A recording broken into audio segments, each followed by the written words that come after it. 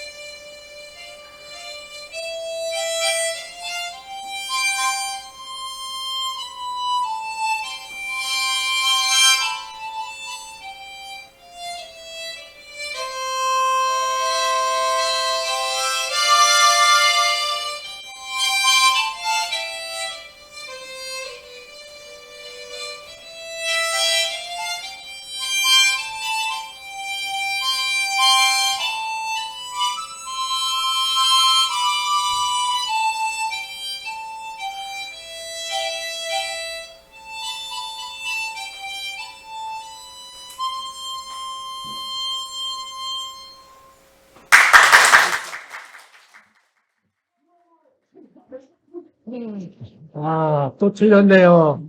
어? 또 틀렸어요. 이거 참. 어쨌든 뭐, 제가, 최선을 다해서 부른 거니까, 그렇습니다. 제가 여러분이 보기에는 효자 같아요? 아니면은 불효자 같아요? 네? 그렇습니까? 감사합니다. 예.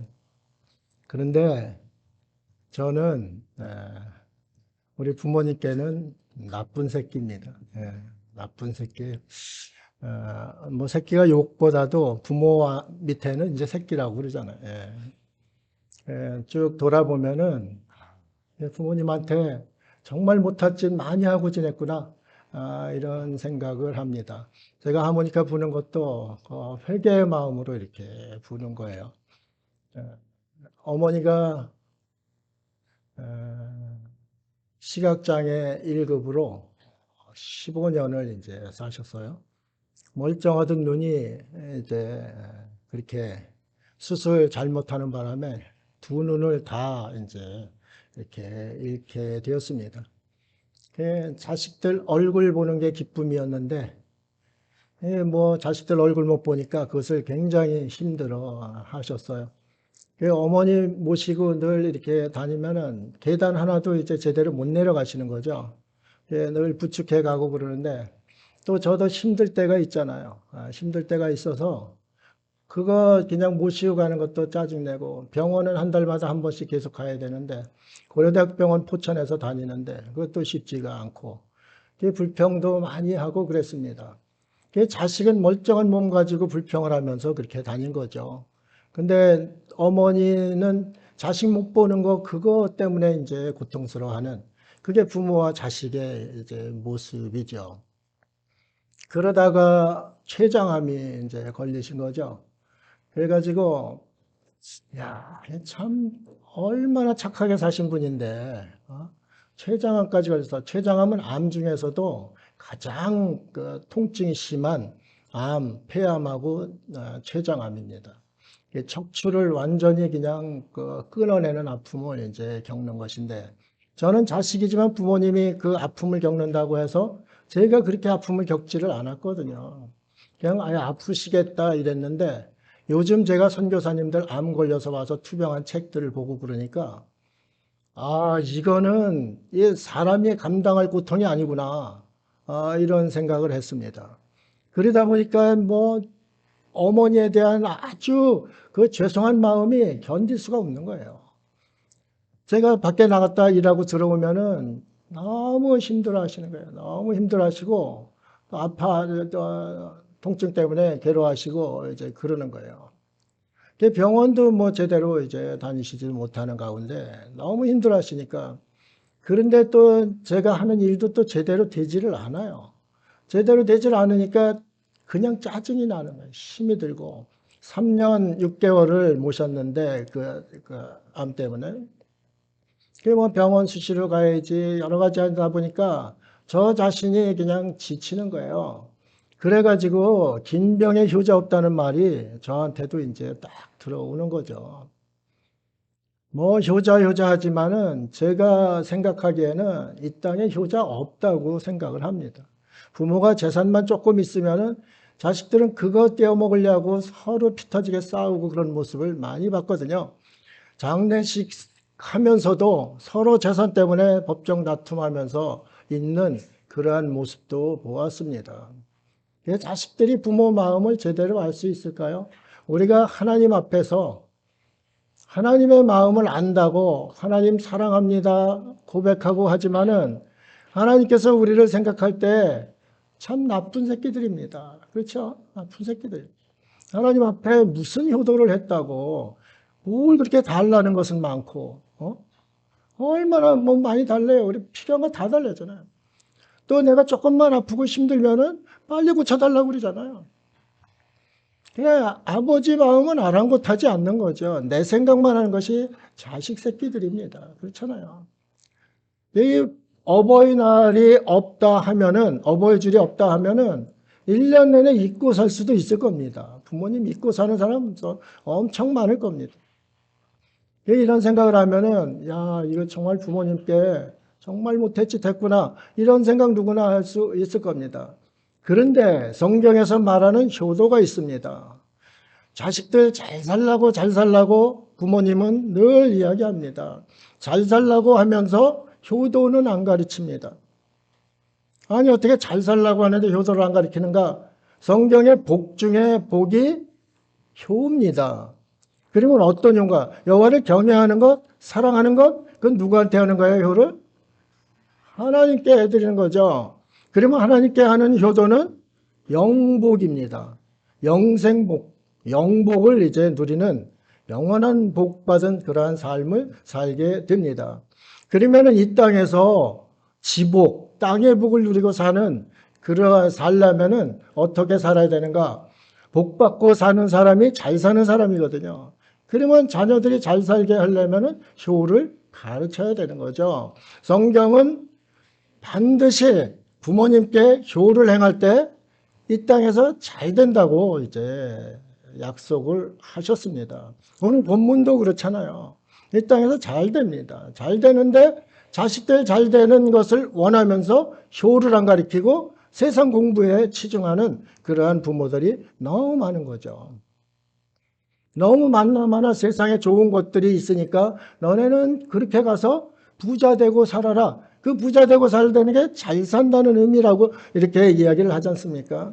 근데 성경은 그 잘 사는 것이라고 하질 않고 그냥 풍부하게 사는 겁니다. 부자로 사는 거죠. 그런데 하나님께서 이 땅에서 잘 되고 형통하고 그 다음에 건강의 복을 누리고 이렇게 살 수 있는 길은 효밖에 없어요.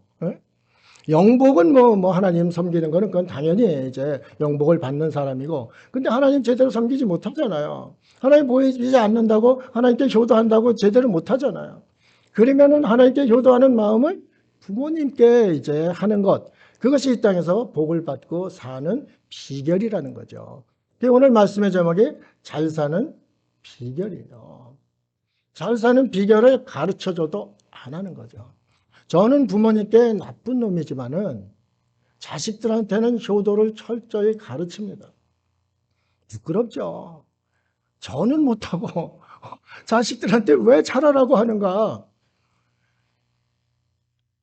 자식이 복을 받아야 되기 때문에, 잘 살아야 되기 때문에 자식에게 효를 눈물을 머금고 가르치는 거예요. 우리 아이들한테 어려서부터 계속 너 하나님께 11조 꼭 드려라. 11조 드릴 때는 기쁜 마음으로 흔쾌하게 드려라. 이렇게 이야기하고, 그 하나님께 드리듯이 부모님께도 그렇게 해라. 부모가 뭐 그 11조 받으면 좋죠. 좋은데 그것 때문에 그렇게 이야기를 했겠어요? 이들이 성경적으로 살아서 복을 받기를 원하는 부모의 마음으로 그랬어요. 근데 우리 자식들이 그렇게 따를까요? 예? 우리 해주 상훈이 있는데 그렇게 할까요? 예? 못해요? 예? 우리 상훈이는 11조 그 하나님께 드리고 저한테도 11조 이상 합니다. 아직 장가를 안 가서 이제 그럴 가능성이 있고요. 해주는 뭐 저 살기 바쁘니까 아직 그렇게 못 하는데 아마 그 하고픈 마음은 가지고 있을 겁니다. 아주 아기 때서부터 가르쳤으니까. 아주 아기 때서부터 너 그렇게 하면서 살아라. 그 10에 하나님께 11조하고 부모에게 11조하고 그렇게 하고 어떻게 사냐고 우리 재수 씨가 이야기를 하더라고요. 지난번에 결혼식 갔다 오는데. 아니 부모는 2를 가지고도 10에 하나를 가지고도 사는데 자식들 10에 8을 가지고 왜 못 사냐 이거죠. 충분히 살고 더 잘 살게 합니다. 이것은 저는 확신을 하고 있습니다. 왜 확신을 하는가? 성경이 그 복을 말하기 때문에, 성경이 진리를 말하기 때문에 그렇습니다. 자녀에게는 반드시 효를 가르쳐야 합니다. 효는 잘 사는 비결이기 때문에 그렇습니다. 자신은 부모에게 나쁜 새끼지만 자녀들에게는 자녀 복받게 해야 될 거 아닙니까? 최선을 다해서 부모 섬기는 그러한 자녀로 키워내어야 합니다. 그것이 성경에서 끊임없이 우리에게 강조하는 내용입니다. 하나님을 경외하듯이 부모를 경외하라고 그랬어요. 이거는 신적 단어입니다. 신적 단어가 2가지밖에 없어요. 성경에 2개밖에 없어요. 부모하고 하나님이에요. 거기에 경외하라는 게 그게 똑같이 있어요. 똑같은 단어를 썼어요. 그러면은 하나님같이 부모를 대하는 것이 효예요. 그런데 우리가 지금 보면은 뭐 부모님 정말 늙고 힘 빠지면은 아주 천대하잖아요. 가볍게 여기고, 그 부모님이 자식을 위해서, 열아들은 한 부모가 키우는데, 한 부모 열아들이 섬기지 못한다는 말까지 있지 않습니까? 이게 자녀들이 그렇게 하기가 쉽지가 않아요. 쉽지가 않기 때문에 복을 받는 거예요. 쉬운 일 누구나 다 할 수 있는 일을 하면은 무슨 복을 받겠어요. 그런데 정말 쉽지 않고 힘든 것이지만은 하나님 말씀대로 순종하고 그대로 행하면은 그러면은 하나님께서 복을 안 주실 수가 없어요. 그건 반드시 복을 주실 수밖에 없는 그러한 상황이 된다 이 말씀입니다. 복 받는 비결을 알면서도 하지 않는 것은 미련함이에요. 미련함은 곡물을 공의에 씌어도 없어지지 않는다고 그렇게 성경은 말하고 있어요. 그러면 미련한 자는 어떻게 되는가? 지혜가 부족하면 야고보서와 같이 지혜가 부족하면 후히 주시고 꾸짖지 아니하시는 하나님께 구해야 되는 것이죠. 왜 이 땅을 살면서 복 없는 지질이 복 없는 인생을 삽니까? 복 받은 인생을 살아야 되고 나의 자녀들도 복 받은 인생을 살아야 되는 것 아닙니까? 그렇잖아요. 성경에서 비결을 알려주는데 그 길을 안 가면은 이게 그 갈림길이 거기서 결정이 되는 거예요. 그래서 이 효는 너무 중요한 거예요. 우리 자녀들한테 반드시 가르쳐야 돼요. 너 살기 힘든데 뭐 부모한테 우리 부모님들은 다 그렇잖아요. 너 힘든데 너한테 써라. 너한테 써라 그러잖아요. 그런데 자식이 최선을 다해서 부모한테 하는 그 모습 자체가 하나님 앞에 정말 아름답고 하나님께서 복을 준비했다가 그에게 던져질 수밖에 없는 그런 상황이 된다. 이것을 말씀드리는 거예요. 그렇기 때문에 자식 복 받기 원하면 무엇을 가르쳐라? 효를 가르쳐라. 아주 이거는 진리입니다. 반드시 이것은 자녀들한테 가르쳐야지. 그러지 않으면 이 자녀들이 독사의 새끼들이 됩니다. 부모 등골 빼먹고 부모 마음 피 터지게 하고 못 받고 이런 자들이 되는 겁니다. 무서운 일이에요. 이 효를 제대로 가르치지 않으면 정말 안 되는 거예요. 그래서 오늘 말씀이 정말 우리에게 준 그 말씀이 얼마나 귀한지 모릅니다. 이것은 하나님께서 약속을 했어요. 무슨 약속을 했나? 부모 공경하면은 너 이 땅에서 잘 산다. 그렇게 이야기한 거예요. 잘 산다. 그 부모 공경하듯이 하나님 섬기면은 또 하나님 영원한 복을 받고 산다. 그것을 이야기합니다. 오늘 말씀의 이 본문이 십계명입니다. 그 유명한 십계명 아니에요. 토라 가운데에서도 토라, 율법 가운데에서도 율법. 그것이 십계명 아닙니까? 그 십계명 중에 중간에 있는 그 내용이 오늘 본문의 내용입니다. 제 5계명, 인간들을 향해서 했다는 첫 번째 그 계명이 이제 되고, 하나님께서 우리에게 약속을 했던 그 모습이 5계명에 또 10계명 중에 5계명에 나오고 있습니다.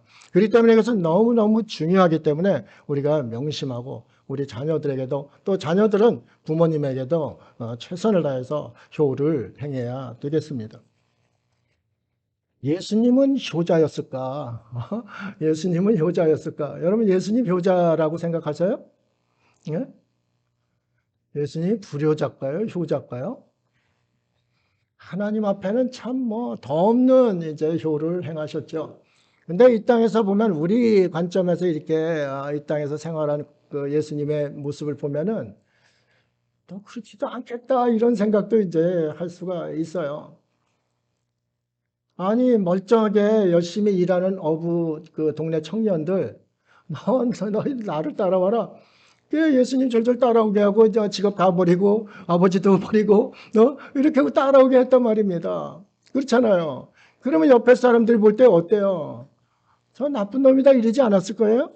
아니 열심히 일하는 어부들 뭐 해가지고 오라는데 세관에 앉아있는 세리 또 불러서 또 하고 이러는데 그게 참 그 효를 하는 일일까? 부모님이 볼 때 그 마음이 편했을까? 이런 생각을 이제 하게 됩니다.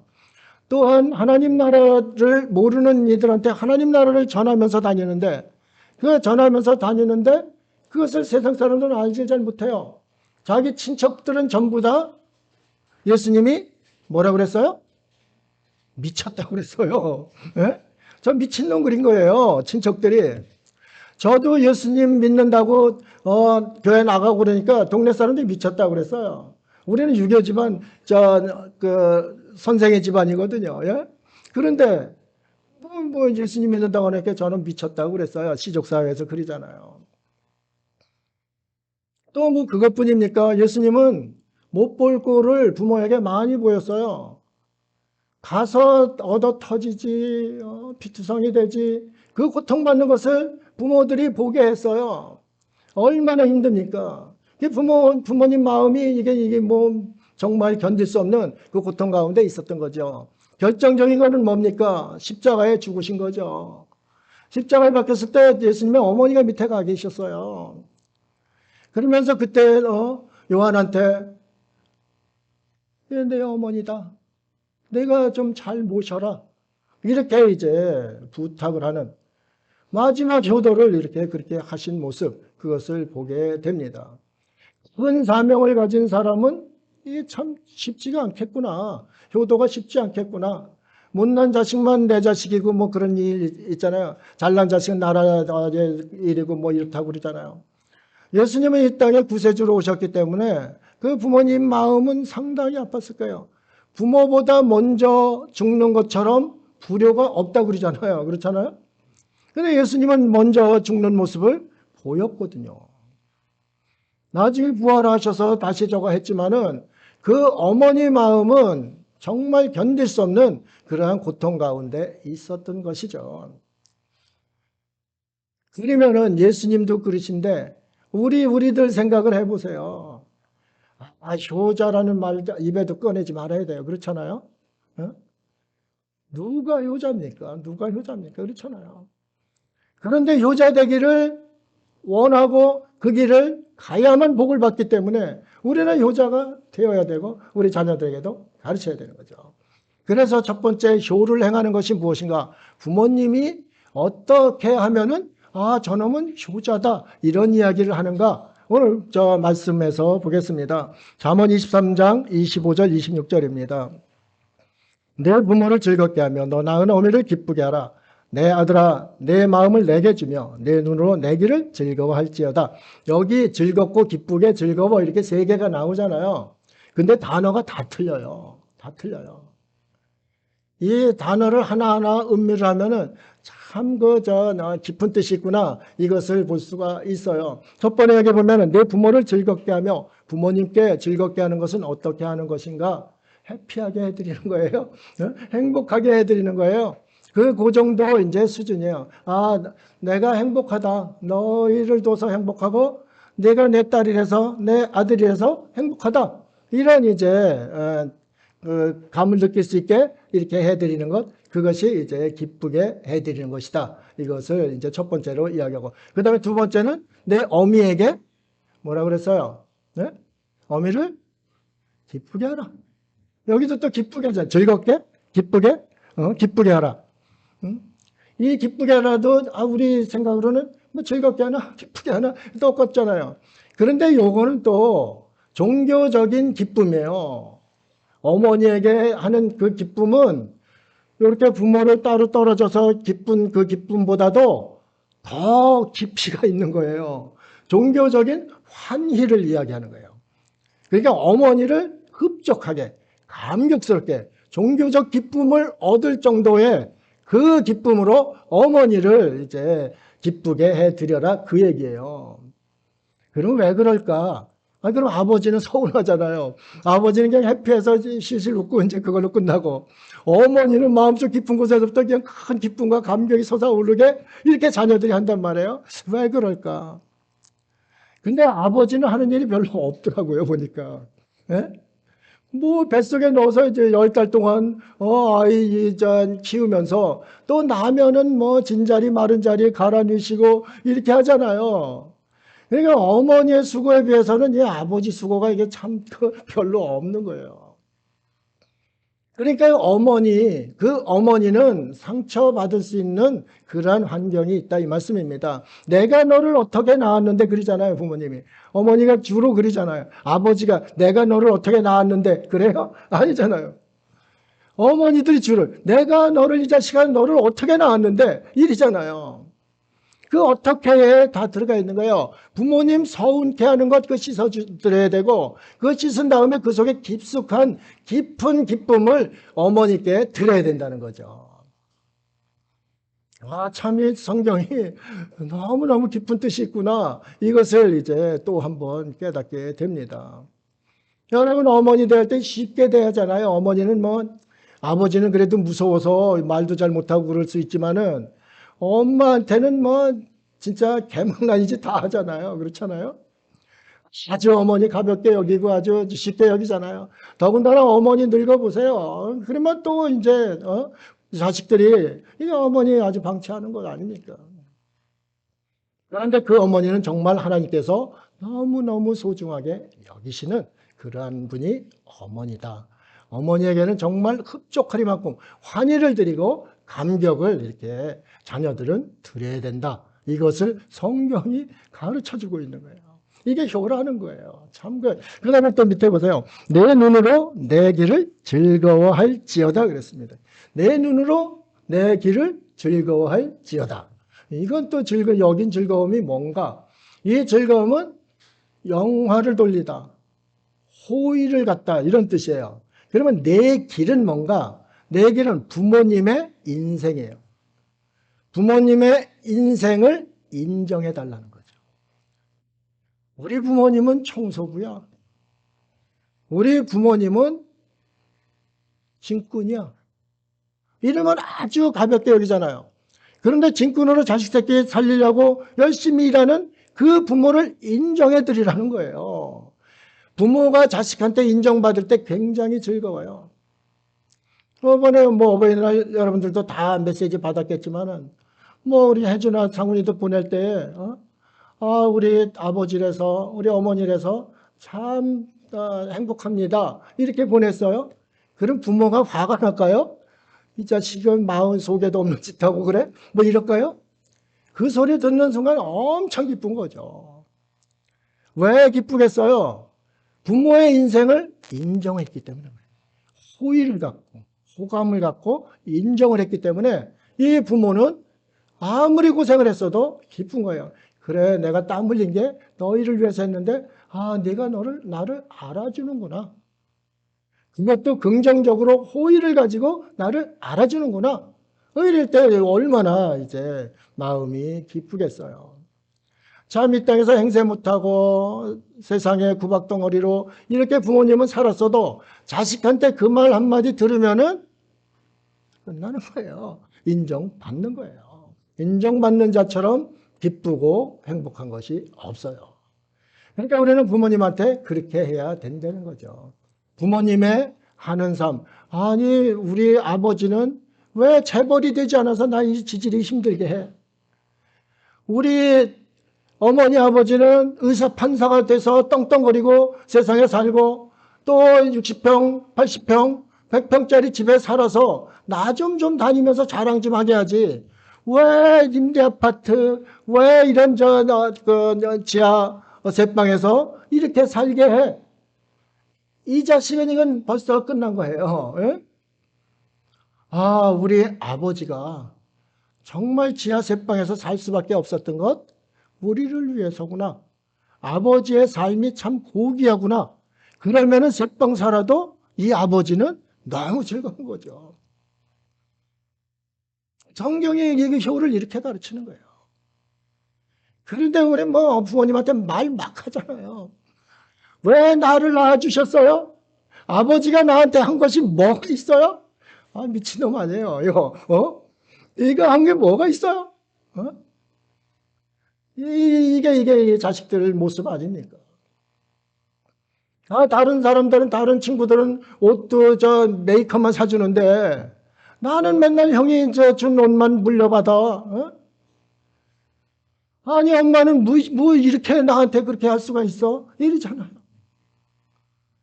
그런데, 어머니가 형 거를 물려받게 할 수밖에 없는 것이 있구나. 우리 잘 되라고 최선을 다해서 하시는구나. 이게 인정해 드리는 거예요. 그 인정해 드릴 때, 호의를 갖고 인정해 드릴 때 부모님은 기뻐 뛰는 거죠. 그렇잖아요. 그래도 내가 헛수고 안 했구나. 사람이 보람 없으면 절망합니다. 그런데 보람이 있으면 아무리 어려운 상황에서도 희망을 갖고 삽니다.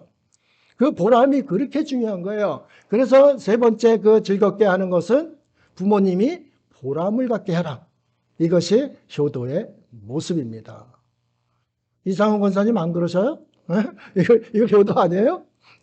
이게 효도잖아요. 부모님이 속에서 이 기쁨이 그래서 이제 솟아나는 거 아닙니까? 여기 또 내 마음을 내게 주며 내 마음을 내게 두다는 뜻이에요. 자식들이 어디 나가서 나 바빠. 부모님이 전화하면 나 바빠. 바빠 죽겠는데 왜 전화 자꾸 하세요? 이러는 거는 그 마음을 둔 것이 아니에요. 이 언어 뜻이 두다, 놓다예요. 그러면 내 마음을 부모님께 놓고 있는 거예요. 그걸 부모님께 놓으면은 내 마음은 항상 어디가 있는 거예요? 부모님께 가 있는 거죠. 그것이 내 마음을 내게 두라는 그 뜻이에요. 내게 주라 그 뜻이에요. 이것이 효도하는 그 효도의 기본이다. 이것을 성경은 우리에게 가르쳐주고 있습니다. 저도 나쁜 새끼가 이거 말씀 전하는데 얼마나 부끄러운지 몰라요. 뒤통수가 뜨끈뜨끈해요. 그런데 이게 우리 자녀손들이 복을 받는 길이기 때문에 하나님 말씀을 전해드리는 거예요. 이게 제 말이 아니라 이 말씀입니다. 하나님께서 성경에 기록해서 우리에게 주신 말씀이라 이 말씀입니다. 그래서 이 말씀을 순종하고 이 말씀을 잘 받아들여야 합니다. 레위기 19장 32절에 아주 중요한 말이 나옵니다. 자녀들이 그러면 부모를 기쁘게 하고 효를 구체적으로 어떻게 해야 되는가, 그것에 대해서 우리에게 가르쳐 주고 있습니다. 레위기 19장 32절 함께 읽어보도록 하겠습니다. 시작. 너는 센머리 앞에서 일어서고 노인의 얼굴을 공경하며 내 하나님을 경외하라. 나는 여호와이니라 그랬습니다. 이 일어서라는 신체적인 그 말이에요. 예전에는 저도 뭐 어렸을 때는 항상 그랬죠. 부모님이 이 문에 들어오시면 빨딱 일어났죠. 그렇죠? 일어나서 아버님 앉으시고 그 다음에 이제 안고 무릎 꿇고 앉고 뭐 그랬잖아요. 그게 센머리 앞에서, 센머리는 백발이라는 거예요. 그러면 노인의 영화는 백발이니까 그 영화를 지켜드리라는 거죠. 이 지금까지 사셨던 경륜하고 이 어려움이 얼마나 힘들었을까. 이런 부모님 오시면은 또 어른들 앞에서 이렇게 바짝 일어나서 예를 갖추는 것. 그것이 너무너무 중요한 효행이다. 효를 행하는 모습이다. 이것을 또 이야기하고 있습니다. 저희가 부모님 생각하면은 뭐 어버이 주일에는 늘 부모님 생각 속에 이제 빠져 있잖아요. 빠져 있는데 우리 아버지를 굉장히 실망시킨 것이 있어요. 뭐 사업에 망해서 이런 거, 이거는 발바닥도 못 닦아요. 아버지 마음에 정말 못을 받고 아프게 했던 그 기억이 하나 있어요. 제가 취직 시험을 보고서 떨어졌어요. 떨어져가지고 기분이 약 나쁜 거예요. 그래서 술을 퍼마신 거죠. 거의 혼수 상태 될 때까지 이제 퍼마셔서 회관에 앉아 있는데 전화가 온 거예요. 전화가 왔는데 제가 전화를 받았어요. 뭐 혀꼬부라진 소리로 전화를 하는데 그 알아듣겠어요. 그쪽에서 이렇게 뭐야 뭐 이렇게 하면서 이제 하시는 거예요. 그러니까 제가 뭐 술 주정을 한 거죠. 뭐 이놈 저놈 하면서 누군지도 모르니까 헷갈리는 데서 나는 무슨 얘기 했는지 몰라요. 제가 이제 술을 많이 채가지고. 그렇게 했는데 그리고 나서 2차를 또 한 잔 먹으러 갔어요. 2차까지 갔어. 거기 앉아 있는데 아버지가 벼랑은 뛰어오신 거예요. 뛰어오더니 제 뺨을 그냥 무섭게 그냥 때리시는 거예요. 제가 아버지한테 맞은 적은 처음이에요. 지금까지 그 한 대를 맞았는데 아버지한테 처음 그때 아주 무섭게 불이 나게 이제 뺨을 맞은 거예요. 아니 이 아버지가 때리지도 않던 저 장남이라고 곱게 키우고 때리지도 않던 이 아들의 뺨을 이렇게 때려, 이게 뭐지? 정신이 번쩍 나는 거죠. 그래가지고 나중에 이렇게 쭉 그 상황을 보니까 아버지 친구한테 욕을 해야 된 거죠. 제가 전화를 받으면서 아버지 친구한테 욕을 해야 된 거예요. 그래서 성경도 술 취하지 말라. 그냥 망령된 거라고 그랬잖아요. 술 취해서 그렇다고 이 핑계도 못 대는 거예요. 그렇잖아요. 하필 아버지 친구하고 이놈 저놈 하면서 전화를 했냔 말입니다. 아버지는 우리는 선비 집안이야, 이런 자부심을 가지고 계셨었어요. 뭐 그냥 일하고 일하고 그래도 우리는 선비 집안이야, 이것만 가지고 계셨었어요. 그 자부심 하나로 살았는데 저 자식이 네 집 아들이야 하니까 우리 아버지 아들인 거예요. 그러니까 아버지가 이건 못 참겠는 거죠. 완전히 실망한 거죠. 저 자식한테 아주 실망을 아주 한 거죠. 예의 바른 자식은 부모를 영화롭게 해요. 그렇죠? 저는 뭐 우리 자식은 그래도 나가서 참 예의가 바라. 어른 공경할 줄 알고 이래. 여기 공경이라는 것은 하나님 공경하는 그 단어하고는 좀 달라요. 그냥 존경하라는 겁니다. 어른을 존경하는 그 모습으로 이제 있으라는 거죠. 그런데 이게 제가 어버이 주일만 되면은 가슴을 팍팍 찔러요. 그걸 지켜드리지 못했구나. 아버지의 그 자존심 하나, 그거 지켜드리지 못했구나. 이게 너무 아픈 거예요. 어머니 병상에 있을 때 고통 알아주지 못한 거하고 이 아버지 마음의 대못을 박았던 그것이 견딜 수가 없는 거예요. 그래서 나쁜 새끼라고 그러는 거예요. 나쁜 새끼잖아요.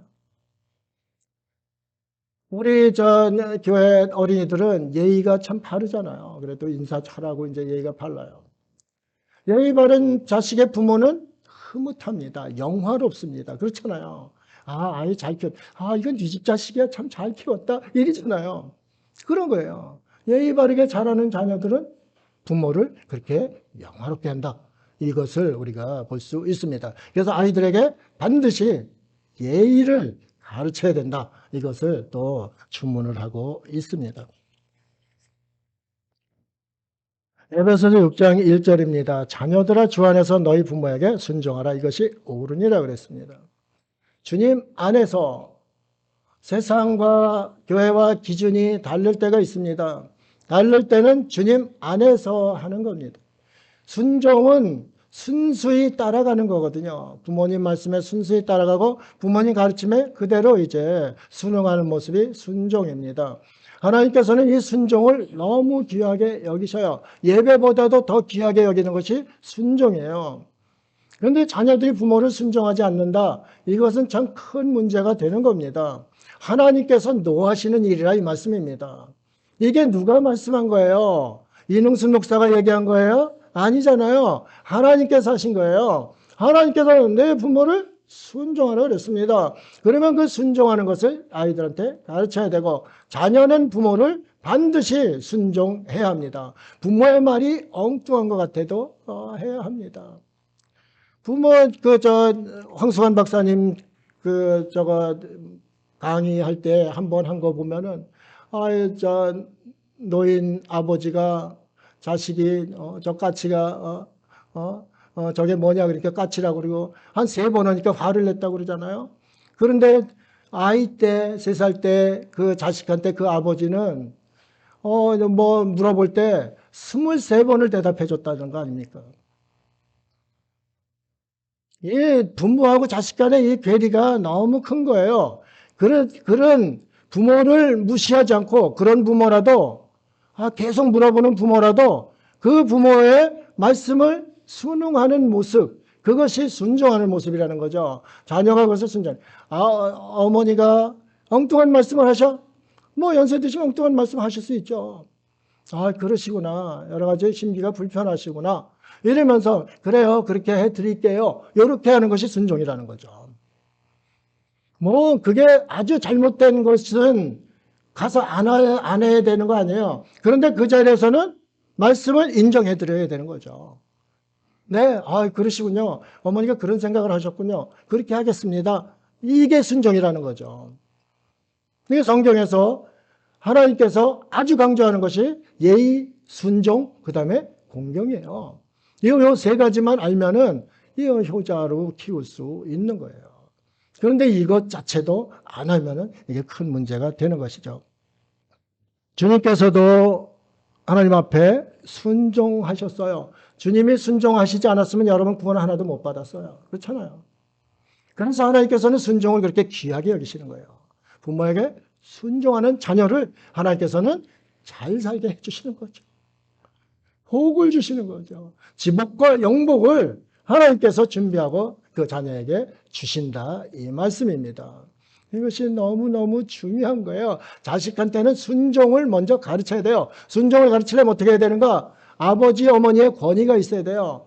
그 권위는 하나님께서 주신 권위로 하는 거예요. 뭐 아버지, 어머니가 잘나서가 아니고 크리스찬들은 하나님께서 그 아버지, 어머니에게 권위를 주십니다. 그 주신 권위, 말씀의 힘을 가지고 자녀들을 가르치는 거예요. 아버지, 어머니의 꾀로 하는 것이 아니라 하나님 말씀의 힘으로 가르치는 거예요. 권위로서, 그 권위로서 자녀를 가르치는 거예요. 이것이 너무 중요하다. 그것을 말씀하고 있는 거예요. 이것이 옳으니라. 하나님께서 옳다면 진리 아니에요. 옳은 거죠. 잠언 1장 8절 9절에 보면은 내 아들아 내 아비의 훈계를 들으며 내 어미의 법을 떠나지 말라. 이는 내 머리에 아름다운 관이요 내 목에 금사슬이니라. 훈계와 법. 아버지의 훈계는 훈련이에요. 아버지는 훈련시키는 훈련 교관이에요. 또 어미의 법, 어머니의 법은 뭔가 토라를 가르치는 거예요. 율법, 모세오경을 가르치는 거예요. 유대인들의 그 교육 방법이 그렇다는 거죠. 아버지는 역사, 가장 중요시하는 게 역사예요. 유대인의 역사 쭉 가르치고 우리도 마찬가지예요. 그렇게 가르쳐야 됩니다. 역사, 그 다음에 정치, 경제 이런 것을 또 아주 철저히 성인 되기 전까지 아주 철저히 가르칠 의무가 있는 것이 아버지예요. 그럼 어머니는 무엇을 하나가? 어머니는 아이 품에 안고 낳을 때서부터 뱃속에 있을 때서부터 토라를 외는 거죠. 모세오경을 계속 외주는 거예요. 그래서 유대인들이 13살 되면은 토라를 모세오경, 창세기, 출애굽기, 레위기, 민수기, 신명기까지 다 외는 거죠. 어머니가 안고서 뭐해요? 태교한다고 엉뚱한 태교 음악이나 틀고, 세상 음악이나 틀고, 세상 제일 좋은 거 쫓아다니고, 좋은 음식 먹고, 뭐 토마토도 예쁜 거 먹어야 된다고 아주 예쁜 거만 골라서 먹고, 그렇다고 되는 거예요? 아닌 거예요. 어머니는 토라를 가르쳐야 돼요. 하나님 말씀을 가르쳐야 되는 거죠. 그게 어미의 법이에요. 그 어미의 법을 따르는 사람, 온전히 순종하는 사람, 이 사람이 잘 사는 자녀들이 되는 거다. 이것을 이야기하고 있죠. 이는 내 머리에 아름다운 관이요 내 목에 금사슬이라. 아름다운 관 머리에 아주 반짝반짝 아름다운 관이 쓰여져 있어요.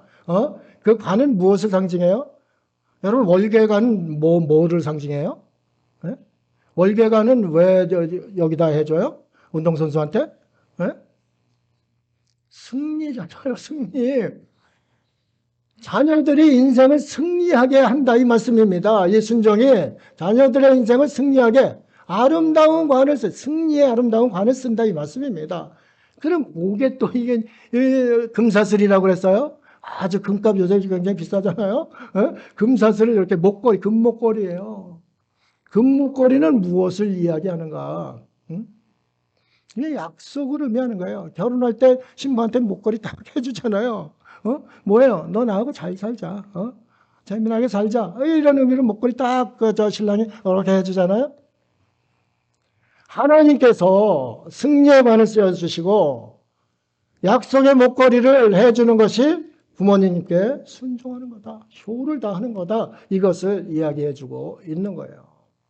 우리 말씀은 정말 송이꿀보다 더단 거예요. 이게 우리에게 가르치는 게 보통 우리의 심령을 울리는 것이 아니에요. 그런데 말씀 뭐 집어 던지고 일주일 동안 한 번도 안 보고 그러면 이게 하나님께서 얼마나 서운하시겠어요.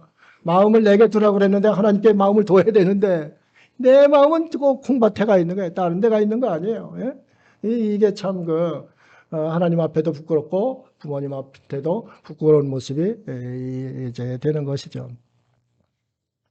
잠언 30장 17절에는 무서운 말씀이 있습니다. 순종하는 자에게는 이렇게 복을 주시는데 아름다운 관하고 금목걸이를 해주시는데 여기에 순종하지 않는 사람에게는 참 무서운 얘기를 하고 있습니다. 아비를 조롱하며 어미 순종하기를 싫어하는 자의 눈은 골짜기 까마귀에게 쪼이고 독수리 새끼에게 먹히리라. 골짜기 까마귀에게 쪼인다? 이건 뭐예요? 골짜기 까마귀에게 쪼인다는 것은 어둠의 세력들한테 린치를 당한다는 거예요. 린치당한. 해받고 고난받고 괴롭고 인생이 왜 이래 절망적이고 어둡고 이런 인생을 산다는 거예요. 부모 순종하지 않으면은 절망의 삶을 산다는 거예요. 까마귀에게 쪼이는 거 얼마나 아파요. 어둠의 세력에 쪼이는 거예요. 그 다음에 뭐예요? 그 다음에 뭐라 그랬어요? 독수리 새끼에게 먹히리라. 독수리는 새 중에 왕이라고 나오면 뭐 가장 높이 오르고 아주 새들이 벌벌 떨잖아요. 세상 권세를 이제 우리가 생각할 수가 있어요. 세상 권세에 먹이가 돼버린다는 거죠. 아무 소리 못하고 독수리 새끼들에게 먹이가 된다. 세상 권세에 먹이가 되는 자식들을 키우려면 자식들 순종하지 않게 내버려 두면 됩니다. 무서운 말씀이에요. 이거는 우리가 정말 명심하고 자식들한테 반드시 효를 가르쳐야 될 그러한 당위성이다. 말씀을 드리고 있는 겁니다. 오늘 본문입니다. 20장 12절입니다. 20장 12절. 내 부모를 공경하라. 그리하면 내 하나님 여호와가 내게 준 땅에서 내 생명이 길리라. 잘 산다는 거죠. 내게 준 땅에서 형통한다는 거죠. 여기 공경하다는 카베드라는 원문입니다. 원어인데 카베드가 뭐냐? 무겁다는 뜻입니다. 영화롭게 하다는 뜻입니다. 부모를 무겁게 대해야 된다는 거죠. 우리 얼마나 가볍게, 저부터라도 부모님 참 가볍게 대했어요. 정말 가볍게 대할 뿐이 아닌데 가볍게 대했다 이 말씀입니다. 그 나쁜 놈이죠. 예? 그렇죠. 부모님 무겁게, 존귀하게, 영화롭게 이렇게 대하라. 그것을 이야기하고 있습니다. 이 카베드가 키베드에서 온 건데 키베드는 간이라는 뜻이에요. 간은 우리 장기 중에 가장 중요한 장기예요. 한의학에서도 고름류예요. 고름은 생명과 직결된 장기예요. 우리 김대석 집사님 권투하셨는데 권투에서 훅을 때리잖아요. 훅 때리면 아무리 잘하는 놈도 거의 거꾸러져요. 그렇잖아요? 왜 그렇겠어요? 예? 훅을 때리면 어디가 치명적으로 가요? 응? 간 때문에 혼절하는 거예요. 간이 그냥 긴장하면서 요 훅을 때리면 그냥 가는 거예요. 혼수 상태 뭐 이런 건 다 간성 홍수예요. 혼수예요. 생명이라 이 말씀입니다. 부모님은 너의 생명이다. 생명같이 소중히 무겁게 이렇게 해드려야 된다. 부모님이 간에 상처를 입고 가볍게 하고 그러면 부모님 혼절해하는 거죠. 그게 무슨 효자입니까? 아니잖아요. 그 말씀을 오늘 본문에서 하고 있는 거예요.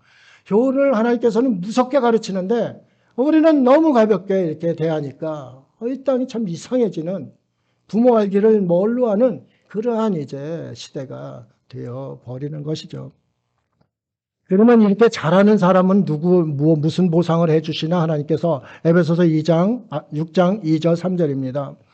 내 아버지와 어머니를 공경하라. 이것이 약속 있는 첫 계명이니 이로써 내가 잘되고 땅에서 장수하리라.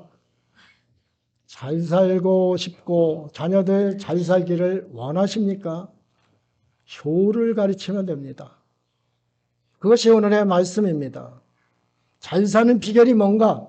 뭐예요? 기도하겠습니다.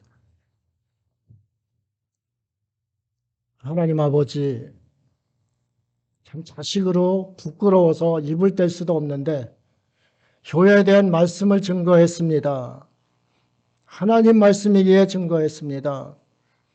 하나님께서 주신 이 말씀 사랑하는 성도들 명심하여서 성도들은 물론 자녀 손손이 하나님의 복을 받고 잘 사는 인생들 될 수 있도록 인도하여 주옵소서. 감사드리며 예수님 이름으로 기도드립니다. 아멘.